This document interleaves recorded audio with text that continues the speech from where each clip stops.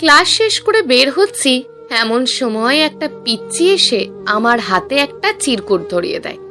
তারপর এক দৌড় দিয়ে চলে যায়। আমি চিরকুটটা খুললাম, তাতে লেখা, এই যে মিস্টার, জানেন আপনাকে আমার অনেক ভালো লাগে। এটা পড়ে আমি কিছুক্ষণ চুপ রইলাম। কার চিরকুট কে জানে, আমাকে দেবে না এটা শিওর। মনে হয় বাচ্চাটা ভুল করে আমাকে দিয়ে চলে গেছে। ইস, বেচারি ওর মনের কথাটাও বলতে পারেনি। যাই হোক, চিরকুটটা পকেটে নিয়ে বাসার দিকে রওনা দিলাম। চিরকুট নিয়ে রাখলাম, কালকে আসলে যদি পিচ্চিটাকে দেখতে পাই তাহলে ওরে আবার দিয়ে দেব। আমি জুয়েল, অনার্স 3য় বর্ষের স্টুডেন্ট, ব্যাচেলার থাকি। আব্বু আম্মু বাড়িতেই থাকে। মধ্যবিত্ত পরিবার হওয়ায় টিউশনি করিয়ে নিজের খরচ নিজেই চালাই, আর সামান্য কিছু বাড়িতে পাঠাই। এইভাবে কোনো মতেই দিন চলে যাচ্ছে। রাতের বেলা চিরকুটটা আবারও খুলে দেখলাম। ভালোই লাগছে। কে সেই ভাগ্যবান উপরওয়ালাই জানে। ইস, আমাকেও যদি কেউ এভাবে চিরকুট দিত। ভাবতে ভাবতেই ঘুমিয়ে গেলাম। পরের দিন ঘুম থেকে উঠে টিউশনি করিয়ে কলেজে গেলাম। বারবার এদিক ওদিক তাকাচ্ছি, যদি পিচ্চিটাকে খুঁজে পাই তাহলে চিরকুটটা দিয়ে দেব। কিন্তু না, পিচ্চিটার কোনো দেখা নেই। ক্লাসে চলে গেলাম, দেখলাম আয়মান আগে থেকেই বসে আছে। কিরে, এত দেরি করলি যে? টিউশন থেকে আসতে দেরি হয়ে গেছে। ও, সানি আসেনি এখনো? না, আমি তো ভাবছি তোর সাথে একসাথে আসবে। দাঁড়া, কল দিয়ে দেখি। তারপর সানিকে কল দিলাম। কিছুক্ষণ পর সানিও আসলো। কয়েকটা ক্লাস করে ক্যান্টিনে গিয়ে কিছুক্ষণ আড্ডা দিলাম। তারপর বেরিয়ে গেলাম। কলেজের গেটের সামনে আসার পর আয়মান বাইক বের করলো। সানি গিয়ে প্রথমে বসলো। তারপর আমি বসতে যাব, এমন সময় আজকেও একটা পিচ্চি এসে নীল কালারের চিরকুটে আমার একটা হাতে দিয়ে দৌড় দেয়। বাইরে বসে যাওয়ার কারণে ওরে আর ধরতে পারিনি। আমি চিরকুটটা পকেটে নিয়ে নিলাম। তারপর আমরা দিঘির পাড়ে গিয়ে বসলাম। হঠাৎ করে চিরকুটটার কথা মনে পড়লো, বের করলাম। ওটাতে লেখা, এই যে মিস্টার, নীল কালারের শার্টে আপনাকে অনেক সুন্দর দেখাচ্ছে। আমি আমার নিজের গায়ের দিকে তাকিয়ে দেখলাম আমিও তো নীল কালারের শার্ট পরে আছি। অবাক হয়ে বসে রইলাম। তাহলে কি আমাকে টার্গেট করেই এগুলো দিচ্ছে? একদিন ভুল হবে, সব সময় তো আর ভুল হবে না। সানিয়া আমার হাত থেকে চিরকুটটা নিয়ে পড়লো। কি রে, এটা কি? একটা চিরকুট? কে দিয়েছে? জানি না, একটা পিচ্চি এসে দিয়ে গেছে। দেখি দেখি, এই নে। এই, কে রে মেয়েটা? দোস্ত, আমি সত্যিই জানি না। জানিস, গতকালকেও একটা দিয়েছে। কি বলিস? আমাদেরকে তো কিছু বলিসনি। আরে, আমি ভাবছিলাম কেউ হয়তো ভুল করে আমাকে দিয়ে দিয়েছে, তাই আর বলিনি। কি লেখা ছিল ওটাতে? এই যে মিস্টার, আপনাকে খুব ভালো লাগে। মামু, তোর তো হয়ে গেছে। তোর উপর কেউ ক্রাশ খেয়ে বসে আছে। আরে না, হয়তো ভুল করে কেউ আমাকে দিয়েছে। ভুল কি মানুষের সব সময় করে? আর আজকের লেখাটা তো তোর গায়ের শার্টের সাথে মিলে গেছে। সেটাই তো। আচ্ছা বাদ দে, আরো কয়েকদিন দেখ। আমার মনে হয় তোকে কেউ পছন্দ করে। আর ধুর, আমাকে কে পছন্দ করবে? কেন, করতে পারে না? পারে, বাট এত ছেলে থাকতে আমাকে কেন করবে? আচ্ছা বাদ দে, চল বাসায় যাব। তাড়াতাড়ি চল, আজকে বুয়াও আসবে না, রান্না করতে হবে। তারপর আয়মান আমাকে বাসায় পৌঁছে দিয়ে সে বাসায় চলে যায়। রাতের বেলা কিছুক্ষণ পড়লাম, ভালো লাগছে না দেখে এর একটা গল্পের বই নিয়ে বারান্দায় গেলাম। একটা চেয়ারে বসে পড়ছি, এমন সময় একটা মেসেজ আসলো। আমি ভাবছি সিম কোম্পানিগুলোর। খেয়াল না করে পড়ার দিকে মন দিলাম। 2 মিনিট পর আবার আসলো। এরপর মোবাইলটা নিয়ে দেখি একটা নতুন নাম্বার থেকে মেসেজ আসছে। প্রথম মেসেজ, কি ব্যাপার, মন খারাপ নাকি? দ্বিতীয় মেসেজ, কোনো সিম কোম্পানি থেকে মেসেজ আসেনি, আমি দিয়েছি। মেসেজগুলো দেখে আমি কিছুটা অবাক হয়ে গেলাম। তার মানে সত্যিই আমার সাথে এগুলো হচ্ছে। আমি তাড়াতাড়ি ওই নাম্বারটাতে কল দিলাম, কিন্তু ব্যস্ত দেখাচ্ছে। পরে আমি একটা মেসেজ দিলাম, কে আপনি? কিন্তু কোনো রিপ্লাই আসলো না। যাই হোক, খেয়ে ঘুমিয়ে গেলাম। সকালে কলেজ গেলাম, গিয়ে দেখি সানি আয়মান বসে আছে। কি রে, আসছস? কাল রাতের ঘটনাটা তাদেরকে বললাম। তার মানে তোকে কেউ ফলো করছে, কিন্তু তোর নাম্বার পেল কোথায়? সেটাই তো ভাবছি। এমন সময় আরো একটা মেসেজ আসলো। আমি তাড়াতাড়ি করে মোবাইল বের করলাম। চেক করে দেখি ওটাতে লেখা আছে, এই ক্লাস করবেন না? ওই দুটো বাজের সাথে থাকলে আপনিও বাজে হয়ে যাবেন। আমি মেসেজটা সানি আর আয়মানকে পড়ে শোনালাম। তার মানে ও আমাদের আশেপাশেই আছে। এই, বাইরে চল তো তাড়াতাড়ি। আমরা তাড়াতাড়ি করে বাইরে চলে আসলাম। অনেক খোঁজাখুঁজির পরও কাউকে দেখতে পেলাম না। সবাই যে যার মতন ব্যস্ত। আমরা ব্যর্থ হয়ে আবারও লাইব্রেরি রুমে চলে আসলাম। কিছুক্ষণ ওখানে থেকে বাইরে চলে যাব এমন সময় সানি ফিদা হয়ে দাঁড়িয়ে আছে। কিরে, কি হয়েছে তোর? দোস্ত, আদ্রিতা আসছে। কোন আদ্রিতা? আমাদের ডিপার্টমেন্টের আদ্রিতা নাকি? ও আসছে তো কি হয়েছে? জানিস, ওরে দেখলে আমার ভিতরে লাড্ডু ফোটে। ওর গাল দুটো টেনে দিতে ইচ্ছে করে। শুধু তোর না, এই কলেজের মোটামুটি সবার ক্রাশ ও। সিনিয়ররা সবাই পিছে পিছে ঘোরে। খামোকা সময় নষ্ট করিস না, চল। বাইরে আসলাম। এসে যেই গেটের সামনে গেলাম তখনই একটা পিচ্চি এসে চিরকুটটা আমার হাতে দিয়ে চলে গেল। আমি চিরকুটটা না পড়ে এক দৌড় দিয়ে ছেলেটাকে ধরলাম। ওই দাঁড়া। জি ভাইয়া বলেন। তোকে এটা কে দিয়েছে? একটা আপু দিয়েছে। কোন আপু? আমি ওনাকে চিনি না। উনি আমাকে 50 টাকা দিয়েছেন, তারপর বললেন এইটা আপনাকে দিয়ে দৌড়ে আসতে। দেখলে চিনবি? না, উনি তো পর্দা পরা ছিল। আচ্ছা ঠিক আছে। ছেলেটাকে বিদায় দিয়ে আমি চিরকুটটা পড়লাম। প্রতিদিন একটা শার্টেই কেন পরে আসেন আপনি? শুধু এতটুকুই লেখা। তারপর সানি আয়মানের কাছে চলে আসলাম। ওদের সাথে বেরিয়ে গেলাম। রাতে পড়ছি এমন সময় সেই আগের নাম্বার থেকে মেসেজ আসলো, আমি আপনাকে দুটো শার্ট কিনে দেব। আমি রিপ্লাই দিলাম, কেন? আমি কি ফকির নাকি যে আপনার দেওয়া শার্ট পরবো? ও রিপ্লাই দিল, আর একবার কথা বললে মেরে পানিতে ফেলে দেব, যেটা বলছি সেটাই হবে। আমি সাথে সাথে কল দিলাম, কিন্তু না, কল যাচ্ছে না। সকালবেলা ঘুমিয়ে আছি এমন সময় আমার বন্ধু হাকিম আসলো। ওই জুয়েল, ওঠ, তোর পার্সেল আসছে। আমার আবার কিসের পার্সেল? আমি কেমন করে জানি? খুলে দেখ। আমি তাড়াতাড়ি করে খুলে দেখলাম ওটাতে দুটো শার্ট আছে। বুঝতে আর বাকি রইল না, কালকে রাতের কথাটা ও রেখেছে। কিছুক্ষণ পর একটা মেসেজ আসলো, আজকে এখান থেকে একটা পরে কলেজে আসবেন। দোস্ত, তোকে এটা কে দিল? একটা ছেলে দিয়ে গেছে। ছেলেটাকে চিনিস?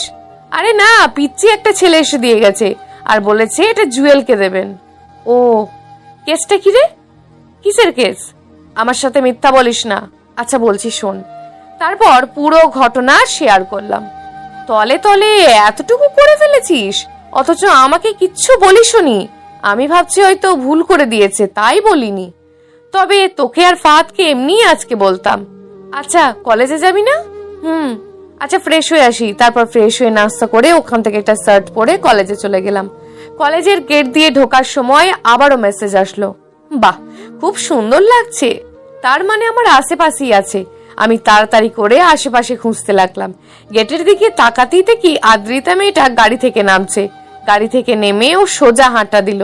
আমি একপাশে দাঁড়িয়ে রইলাম। মেয়েটা আসলেই অনেক সুন্দর, যে কেউ প্রথম দেখায় প্রেমে পড়ে যাবে, কিন্তু ভাবটা একটু বেশি। বড়লোক হলে যা হয় আর কি। আমার এত কিছু ভেবে লাভ নেই। আমিও আস্তে আস্তে হেঁটে ক্লাসে চলে গেলাম।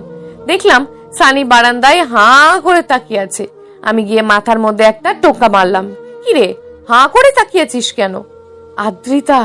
কই আদ্রিতা? এখানেই ছিল। তুই পুরো পাগল হয়ে গেছিস, চল ভিতরে যাই। এই শোন, আজকে ক্লাস করব না। তো কি করবি? লাইব্রেরিতে চল। আচ্ছা চল। তারপর আমরা লাইব্রেরিতে গেলাম, একটা বই নিলাম। সানি মোবাইলে আদ্রিতা মেয়েটার ফেসবুক প্রোফাইল দেখছে। এমন সময় আমার মোবাইলে একটা মেসেজ আসে। চেক করে দেখি সেই মেয়েটা। কি ব্যাপার ক্যাবলাকান্ত, ক্লাস না করে এখানে কি? আমি তাড়াতাড়ি এদিক ওদিক খুঁজতে লাগলাম, কিন্তু কেউ নেই। লাইব্রেরির কোনো এক বরাবর একটা মেয়ে বারবার আমার দিকে তাকাচ্ছে। আমাকে দেখেই চোরের মতন হয়ে গেল। আমার মাঝে একটা খটকা লাগলো, এই মেয়েটা নয় তো? আমি তাড়াতাড়ি করে ওই মেয়েটার কাছে গেলাম। সানিও আসলো। ওই দাঁড়ান, আমাকে বলছেন? তো কাকে বলবো? জি বলুন। আপনার মোবাইলটা দেন তো। কেন? যেটা বলছি সেটা করেন। মেয়েটা ভয়ে ভয়ে মোবাইলটা দিয়ে দিল। আমি মেসেজগুলো দেখতে পেলাম না, কোনো কিছুই নেই। আমি কল লিস্ট চেক করেও দেখলাম, কিছুতেই মিলছে না। এমন সময় আবার একটা মেসেজ আসলো, কি ব্যাপার, ওই মেয়েটাকে ট্রেড দিচ্ছেন নাকি? ও তো কিছু করেনি। সরি আপু, ভুল হয়ে গেছে। একটা নাম্বার থেকে আমাকে অনেক জ্বালাচ্ছিল। আপনি যেভাবে তাকালেন আমি ভাবছি হয়তো আপনি। সরি, প্লিজ কিছু মনে করবেন না। মেয়েটা হ্যাঁ সূচক মাথা নাড়লো। আমি আস্তে করে ওখান থেকে চলে আসলাম। কিরে, তুই ওরে সন্দেহ করলি কেন? আরে ওর তাকানো দেখে মনে হয়েছিল। আচ্ছা বাদ দে। তারপর আরো কিছুক্ষণ আড্ডা দিয়ে বাসায় চলে আসলাম। রাতের বেলা হাকিমের গিটারটা নিয়ে বারান্দায় বসে আছি। গিটার বাজাবো ভাবছি, কিন্তু বারবার ওই মেয়েটার কথা মনে আসতে লাগলো। কে এই মেয়ে? সত্যি কি আমাকে ভালোবাসে নাকি মজা করছে? এমন সময় আবারও মেসেজ আসলো। কি ব্যাপার রাজকুমার, মন খারাপ নাকি? না। আরে হ্যাঁ শোনেন, আমি রাজকুমার না, সাধারণ একটা ছেলে। আমার জন্য আপনিই রাজকুমার। অনেকক্ষণ মেয়েটার সাথে মেসেজে কথা হলো। এই প্রথম মেয়েটার সাথে এতগুলো মেসেজ করলাম। বাড়িতে কল দিয়ে আব্বু আম্মুর সাথে কিছুক্ষণ কথা বললাম, তারপর খেয়ে ঘুমিয়ে গেলাম। পরদিন সানি আর আয়মান আমার বাসার সামনে আসলো বাইক নিয়ে। আমি রেডি হয়ে ওদের সাথে কলেজে চলে গেলাম। কলেজে গেটের সামনে কয়েকটা চটপটি আর ফুচকার দোকান আছে, আমরা ওখানে গিয়ে বসলাম। তিনজনে চটপটি নিলাম। একটা পিচ্চি এসে আমার হাতে একটা বেলুন দিল, ওটাতে লেখা টক খেয়ে পানি খাবেন না। আমি ছেলেটাকে কিছু বলতে যাব, এমন সময় আরো একটা ছেলে এসে আর একটা বেলুন দিল, সেটাতে লেখা এই যে মিস্টার, আগে খেয়ে নেন, তারপর আমাকে খুঁজতে বের হবেন। আমি উঠে ছেলেটার পিছু নিলাম। এমন সময় আরো একটা ছেলে এসে বেলুন দেয়, আর ওটাতে লেখা আই লাভ ইউ। আমি, সামি, আয়মান সবাই অবাক হয়ে রইলাম। এই পাগলামিটার মানে কি? আমি ছেলেটাকে ধরলাম। ওই দাঁড়া। জি ভাইয়া বলেন। তোদের এগুলো কে দিয়েছে? একটা আপু দিয়েছে। কোথায় তোদের সেই আপু? আমাকে বল, আমি তোদের টাকা দেব। আচ্ছা আমার সাথে চলেন। আমি সানি আয়মানকে ইশারা করে আসতে বললাম। ছেলেটার পিছু পিছু যেতে লাগলাম। দিঘির পাড়ে নিয়ে গিয়ে ছেলেটা বলল, আরে কই গেল? ভাইয়া এখানেই ছিল। ফাজলামি করিস আমার সাথে? সত্যি ভাইয়া এখানেই ছিল, আমাকে বাদাম কিনে দিয়ে আপনাকে এটা দিতে বলল। আচ্ছা তুই যা। ছেলেটা চলে গেল। বন্ধু, মনে হয় মেয়েটা সত্যিই তোকে ভালোবাসে। তাহলে ও সামনে আসে না কেন? সেটাই ভাবছি। আচ্ছা ক্লাসে চল, ওখানে গিয়ে কথা বলবো। তারপর আমরা ক্লাসে চলে গেলাম। ক্লাসে গিয়ে বসলাম। ক্লাস করে তারপর আমরা বাসায় চলে গেলাম। আজকে বারান্দায় গেলাম না। হাকিম ফাহাদদের সাথে ম্যাচ ভাড়া করা আর মিলের খরচের হিসাব করছি। এমন সময় মেয়েটা একটা মেসেজ দিল। আমি রিপ্লাই দিলাম না। রিপ্লাই না দেওয়া দেখে আবারও একটা মেসেজ দিল। আমি এরপরও রিপ্লাই দিলাম না। এরপর শুরু হলো ওর মেসেজ দেওয়া। দিতে দিতে 20টা মেসেজ দিল। পরে আমি রিপ্লাই দিলাম। রিপ্লাই পেয়ে কান্নার ইমোজি কয়েকটা দিল। তারপর বলল, আপনি খুব খারাপ। আমি অনেক খারাপ। একটু বারান্দায় আসেন। কেন? এত কথা বলেন কেন? আসতে বলছি আসেন। আসবো, তবে একটা শর্ত আছে, আমার সাথে মোবাইলে কথা বলতে হবে। পার্ট নিচ্ছেন? যেটা মনে করবেন। মেয়েটা রিপ্লাই দিল না। আমি নিজে থেকে কোনো মেসেজ দিলাম না। খেয়ে ঘুমিয়ে গেলাম। রাত প্রায় 2টোর সময় মোবাইলে কল আসলো। আমি ঘুমু ঘুমু চোখে তাকিয়ে দেখি মেয়েটার নাম্বার থেকে। আমি একটা লাফ দিয়ে উঠে গেলাম। প্রথমবার কেটে গেল, আবার দিল। এরপর ধরলাম। আমি চুপ করে আছি, ও পাশেও চুপ করে আছে। কিছুক্ষণ পর কথা আসলো। ঘুমিয়ে গেছেন নাকি? আমার মুখ দিয়ে কথা আসছে না। তারপরও বললাম, রাত তো অনেক হয়েছে, জেগে থাকার তো কোনো কারণ নেই। খাইছেন রাতে? হ্যাঁ। মেয়েটার ভয়েসটা অসাধারণ। এরকম মেয়ের সাথে সারা জীবনেও কথা বললে মনে হয় কথা শেষ হবে না। এবার খুশি হয়েছেন? আর একটা কথা। কি? আমাকে ভালোবাসার কারণটা? সব কথার উত্তর পেতে নেই। আচ্ছা তাহলে আপনি আমার সামনে আসেন না কেন? সময় হোক তখনই আসবো। সময়টা কখন হবে? যেদিন আপনার মুখ থেকে ভালোবাসি কথাটা শুনবো সেদিন। যদি এখন বলি? আপনি যে মন থেকে বলছেন না, শুধু আমাকে দেখার জন্য বলছেন, সেটা আমি ভালো করেই জানি। একটা অনুরোধ করব? জি বলেন। আগে বলেন রাখবেন কিনা। কথা দিতে পারছি না, তবে চেষ্টা করব। প্লিজ একবার দেখা করেন প্লিজ, আমি এভাবে আর থাকতে পারছি না। আচ্ছা কাল বিকেল বেলা দিঘির ওখানে আসবেন, আমি থাকবো। আচ্ছা ঠিক আছে, তবে একটা শর্ত আছে। কি? আপনি একা আসবেন, কাউকে নিয়ে আসবেন না। আচ্ছা ঠিক আছে। তারপর আরো কিছুক্ষণ কথা বলে কল কেটে দিল। আমি মোবাইল অফ করে ঘুমালাম। দুপুরে খেয়ে ঘুমাতে গেলাম, কিন্তু খুশিতে ঘুম আসছে না। আমি বিকেল বেলা রেডি হয়ে দিঘির ওখানে চলে গেলাম। আশেপাশে অনেক ছেলে মেয়ে আছে, কিন্তু সবাই জোড়া জোড়া, একা কোনো মেয়ে নেই। আমি এদিক ওদিক তাকালাম। পিছনের একটা বেঞ্চিতে তাকাতেই দেখি একটা ব্যাগ রাখা আছে। আমি ভাবছি হয়তো অন্য কেউ রেখে গেছে। আমি মেয়েটাকে মেসেজ দেওয়ার সাথে মোবাইলটা বের করব, আর তার আগেই ও আমাকে মেসেজ দেয়, ওই ব্যাগটা আপনার জন্য। আমি রিপ্লাই দিলাম, আপনি কোথায়? সরি, আমি দেখা করতে পারবো না। মানে কি? আপনি তো নিজেই বললেন এখানে আসতে। হ্যাঁ, কিন্তু আমার মনে হচ্ছে এখন দেখা করাটা উচিত হবে না। এই কাজটা না করলেও পারতেন। আচ্ছা আপনি ব্যাগটার কাছে যান, ওখানে কিছু জিনিস আছে আপনার জন্য। কি জিনিস? সেটা ব্যাগ খুললেই দেখবেন। আর হ্যাঁ, ব্যাগ বাসায় নিয়ে গিয়ে খুলবেন। আমি আর কিছু বললাম না, গিয়ে ব্যাগটা নিলাম। আমি আশেপাশে খুঁজছি কাউকে দেখা যায় কিনা। আমি জানি মেয়েটা আমার আশেপাশেই কোথাও লুকিয়ে আছে, কিন্তু সামনে আসছে না। আমি ব্যাগটা নিয়ে বাসায় চলে গেলাম। রাতের বেলা ব্যাগটা নিলাম খোলার জন্য।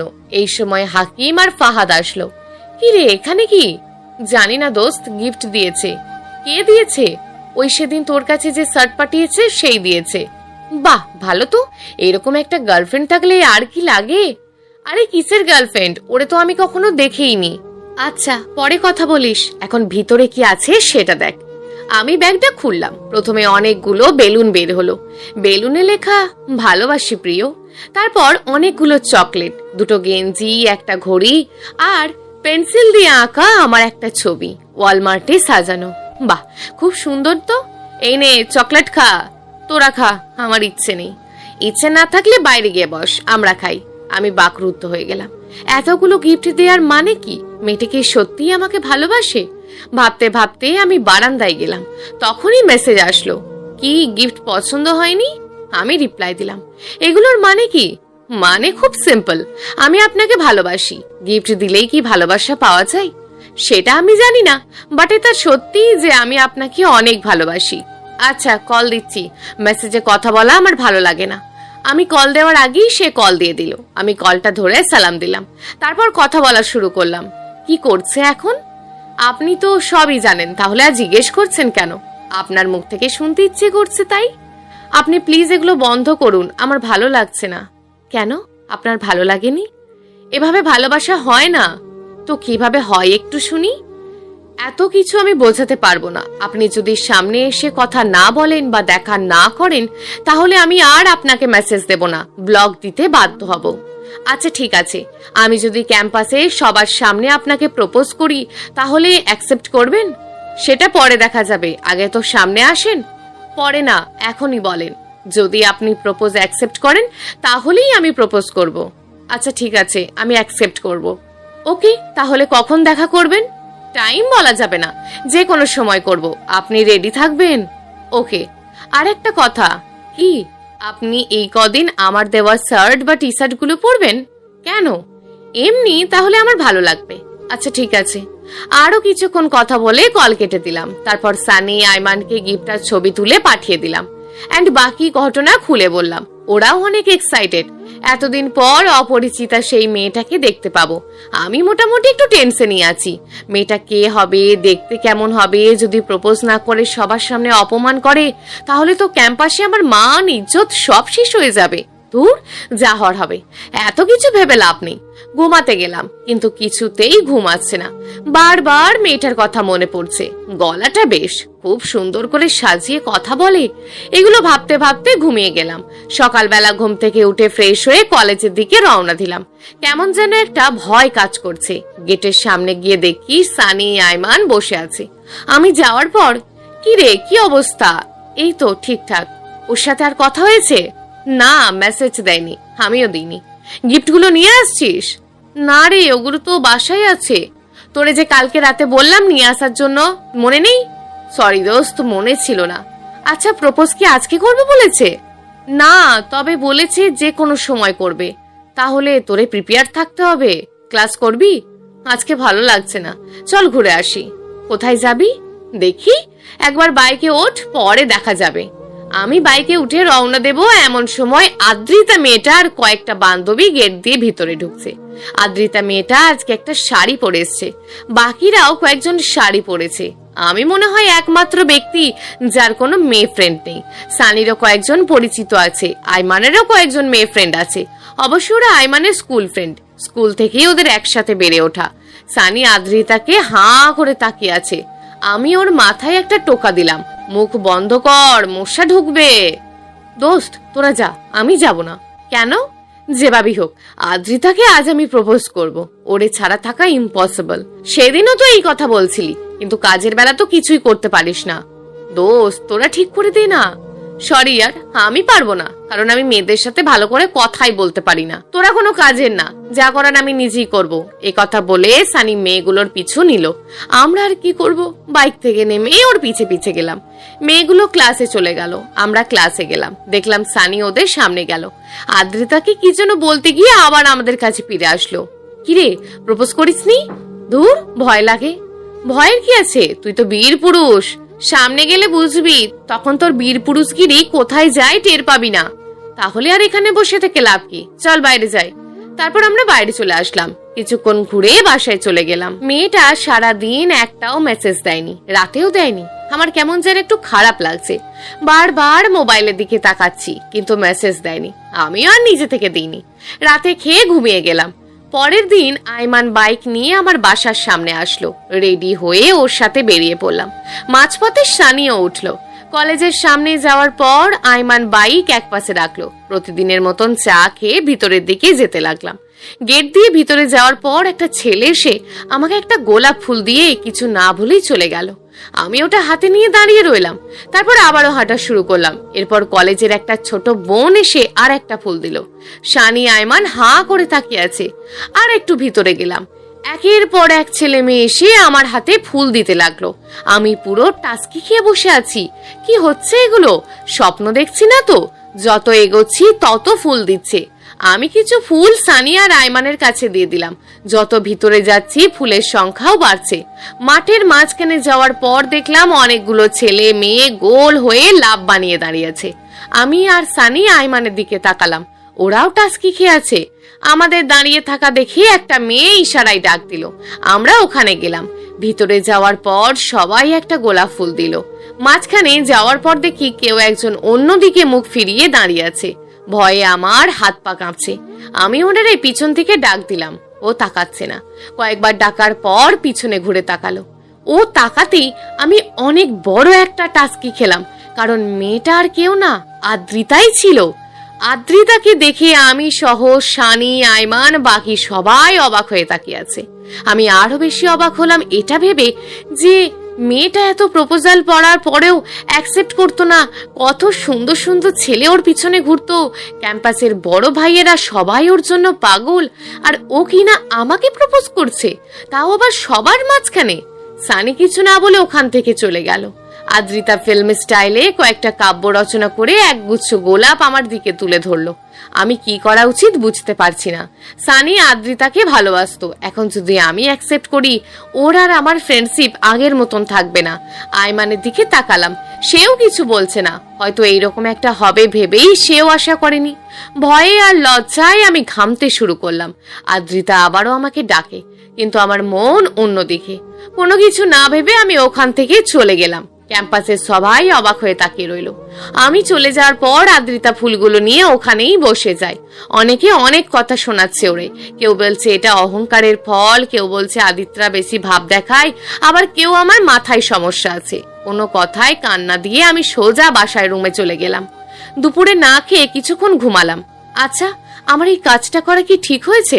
আদ্রিতা হয়তো আমাকে সত্যিই ভালোবাসে, না হলে সবার সামনে প্রপোজ করতো না। বিকাল বেলা আমি দিঘির পাড়ে গিয়ে একা একা বসে আছি। মনটা খারাপ। মন খারাপের কারণটাই খুঁজে পাচ্ছি না। কিছুক্ষণ পর সানি আর আইমান বাইক নিয়ে আমার কাছে আসলো।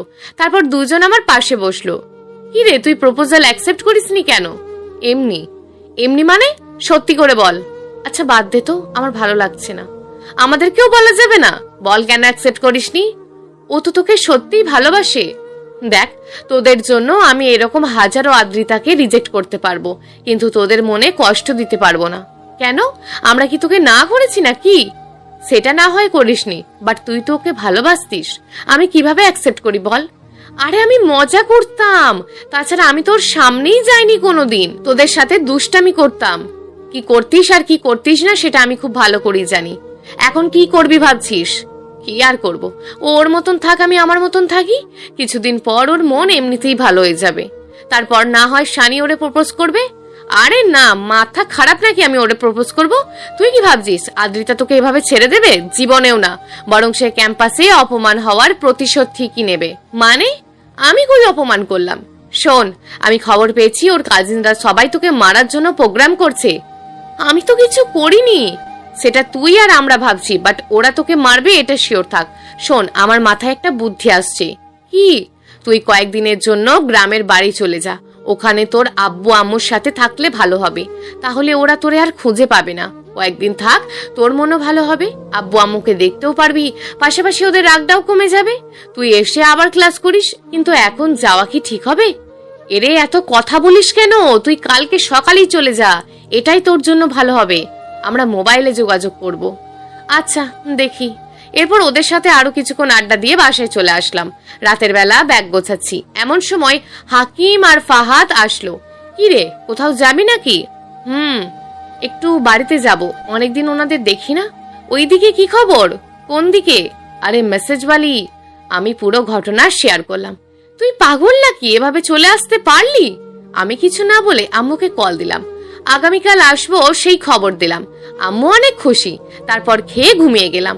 পরের দিন সকালে তাড়াতাড়ি ঘুম থেকে উঠলাম, ফ্রেশ হয়ে নাস্তা করে ফাহাদ আর হাকিমের কাছ থেকে বিদায় নিলাম। নিচে আয়মান ছিল, ওর সাথে বাইকে করে বাস স্টেশনে গেলাম। মাঝপথে শানিও আসলো। টিকিট কেটে ওদেরকে বিদায় দিয়ে বাড়ির দিকে রওনা দিলাম। গাড়ি চলতে শুরু করলো। বারবার আদ্রিতার কথাই মনে পড়তে লাগলো। তার মানে আমিও কি আদ্রিতাকে ভালোবেসে ফেলেছি? ধুর, এটা হবে না। রাস্তায় আম্মু কয়েকবার কল দিয়ে জিজ্ঞেস করলো আর কতক্ষণ লাগবে, কতটুকু এসেছি। বাড়িতে যেতে যেতে প্রায় 2টো বেজে গেল। বাড়িতে যাওয়ার পর সবাই এসে জড়িয়ে ধরলো। দুপুরে খেয়ে একটা ঘুম দিলাম। বিকেলবেলা বের হয়ে কিছু ঘোরাফেরা করলাম, কিন্তু কিছুতেই কিছু ভালো লাগছে না। মনটা ওখানেই রয়ে গেল। এভাবে খেয়ে ঘুমিয়ে 2-3 দিন চলে গেল। সারাদিন মন খারাপ করেই বসে থাকি।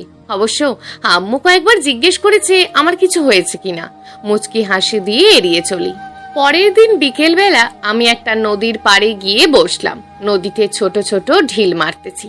এমন সময় কেউ একজন এসে আমার পাশে বসলো। তাকিয়ে দেখি আদ্রিতা। এটা নতুন কিছু না। ওখান থেকে আসার পর থেকেই আমার কেন যেন মনে হচ্ছে আদ্রিতা আমার পাশে আছে। এখনো মনে হচ্ছে আদ্রিতা এসে পাশে বসলো।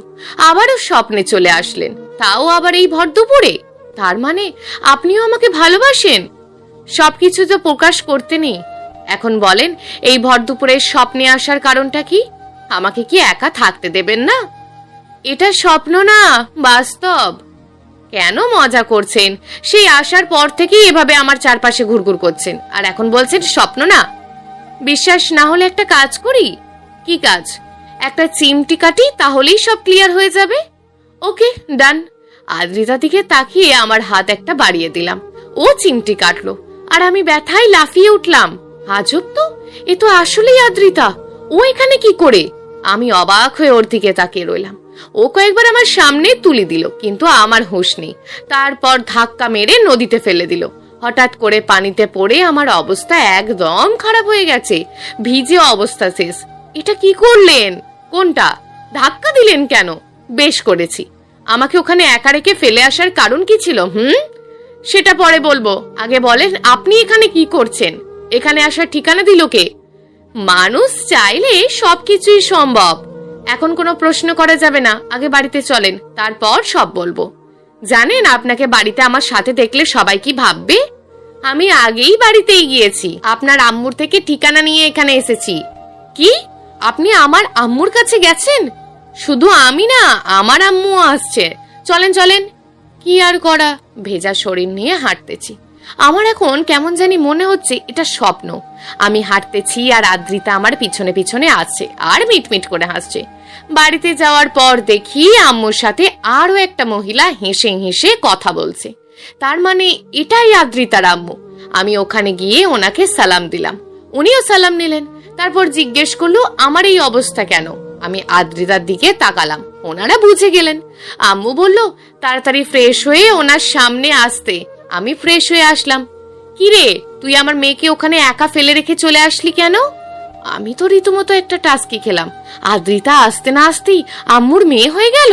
তারপর আদ্রিতার আম্মু বলল, জানো বাবা, আমার মেয়েটা কত কান্নাকাটি করেছে। আজ পর্যন্ত আমরা ওর কোনো ইচ্ছা অপূর্ণ রাখিনি। তোমার কোনো প্রবলেম থাকলে তুমি আমাদের সাথে শেয়ার করতে। কেন তুমি আমার মেয়েটাকে মৃত্যুর দিকে ঠেলে দিলে? আমি ওনার কথার আগা মাথা কিছুই বুঝলাম না। তারপরও মাথা নিচু করে দাঁড়িয়ে আছি। আম্মু অনেক বকাঝকা করলেন। পরে নিজের রুমে চলে গেলাম। আম্মু ফাইনাল করে নিয়েছেন আদ্রিতার সাথেই আমার বিয়ে দেবেন, আমার কোনো মতামত চলবে না। এদিকে মনের মধ্যে লাড্ডু ফুটছে, অন্যদিকে শানির কথাও মনে পড়ছে। কি করব কিছুই বুঝতে পারছি না। রাতের বেলা আমি বাসার ছাদে গিয়ে বসে আছি, চাঁদ দেখছি। কিছুক্ষণ পর আদ্রিতা এসে আমার পাশে বসলো। কি করেন? কিছু না। আচ্ছা, একটা কথা জিজ্ঞেস করব? হ্যাঁ বলেন। আমাকে ভালোবাসার কারণটা জানতে পারি? সবকিছুর কারণ বলা যায় না, তবে এটুকু বলতে পারি আপনার সাধারণ চলাফেরা আমাকে ভালো লাগিয়েছে। আপনি অন্যদের মতন না, একটু ভিন্ন, এটাই আমার ভালো লাগে। আর কিছু বলতে পারবো না। এখানে আসার ঠিকানা কে দিল? আর আপনার আম্মু বলল আমি আপনাকে মৃত্যুর দিকে ঠেলে দিয়েছি, এর মানে কি? আপনি সেদিন আমার ভালোবাসা গ্রহণ না করার কারণে রাতে আমি অনেকগুলো মেডিসিন খেয়ে ফেলি, শরীরটা ঠান্ডা হয়ে যায়। তারপর আমার আর কিছু মনে নেই। চোখ খুলে দেখি আম্মু, আব্বু আর আপনার দুই ফ্রেন্ড আমার পাশে ছিল। তারপর সানি আর আইমান ভাইয়া আমাকে সব কিছু খুলে বলেছে, এটাও বলেছে যে আপনিও আমাকে ভালোবাসেন। তারপর আম্মু আব্বু আমার কথা মতো এখানে আসতে রাজি হয়ে যায়। এরপর সানি ভাইয়ার থেকে ঠিকানা নিয়ে সোজা এখানে চলে আসলাম। আপনার আম্মুকে ইনিয়ে বিনিয়ে অনেক মিথ্যে কথা বলে পটিয়ে ফেললাম। বলেছে আমাদের অনেক আগে থেকেই রিলেশন ছিল, আপনি রাগ করে এখানে চলে এসেছেন। বাহ, আপনারা পারেনও বটে। আপনার নীল কালারের কোনো পাঞ্জাবি আছে? আছে তো। কেন? চলেন না একটু ঘুরে আসি। ঘোড়ার সাথে পাঞ্জাবির কি সম্পর্ক? আপনি নীল পাঞ্জাবি পরবেন আর আমি নীল শাড়ি। খোলা আকাশের নিচে খালি পায়ে শিশির ভেজা ঘাসে দুজনে হাঁটবার গল্প করব। দেখেন, এত রোমান্টিকতা আমার মাঝে নেই। আপনি যাবেন না? না। তাহলে কিন্তু আমি চেঁচিয়ে বলবো আপনি আমার গায়ে হাত দিয়েছেন, আবার অনেক খারাপ খারাপ কথাও বলেছেন। এটা কোন ধরনের ব্ল্যাকমেল? আপনি না গেলে করতে বাধ্য হব। আচ্ছা, চেঁচানোর দরকার নেই, আমি আসছি। আর একটা কথা। আবার কি? এখান থেকে চলে যাওয়ার পর ক্যাম্পাসে আপনি সবার সামনে আমাকে প্রপোজ করবেন। পারবো না আমি। তাহলে আগের মারের মতন অনেকগুলো মেডিসিন খেয়ে সারা জীবনের জন্য চলে যাব, দেখবেন। আমি আর কিছু বললাম না। মেয়েটা আসলেই পাগল। নিচে গিয়ে ফ্রেশ হয়ে পাঞ্জাবিটা নিয়ে গায়ে দিলাম। বাইরে এসে দাঁড়িয়ে আছি। কিছুক্ষণ পর আদ্রিতা শাড়ি পরে বের হলো, হাতে নীল চুড়ি। চাঁদের আলোয় মনে হচ্ছে স্বপ্নের অপ্সরা। আমি ওর দিকে চেয়ে আছি। একটু পর ওর ধাক্কা খেয়ে বাস্তবে ফিরে আসলাম। এভাবে কি দেখেন? কিছু না, চলেন। ওই দাঁড়ান। আমি দাঁড়ালাম। ওই সে আমার বাম হাতটা ধরলো। তারপর খালি পায়ে হাঁটতে লাগলাম। উফ, কি দারুণ মোমেন্ট, ভাষায় প্রকাশ করা যাবে না। পৃথিবীর শান্তিময় মুহূর্তের মধ্যে এটাই সেরা। হালকা বাতাস, মিষ্টি চাঁদের আলো, পাশে আছে ভালোবাসার মানুষ। সুখে থাকার জন্য এর থেকে ভালো কিছু আর হতেই পারে না।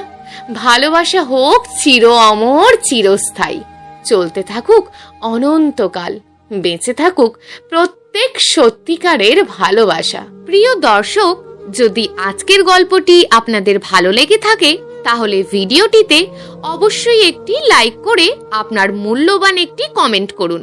আর হ্যাঁ, চ্যানেলটিকে যদি সাবস্ক্রাইব করে না রাখেন তাহলে চ্যানেলটিকে অবশ্যই সাবস্ক্রাইব করে আমাদের পাশে থাকুন। দেখা হবে আগামীকালের নতুন এবং আকর্ষণীয় গল্প নিয়ে। ধন্যবাদ।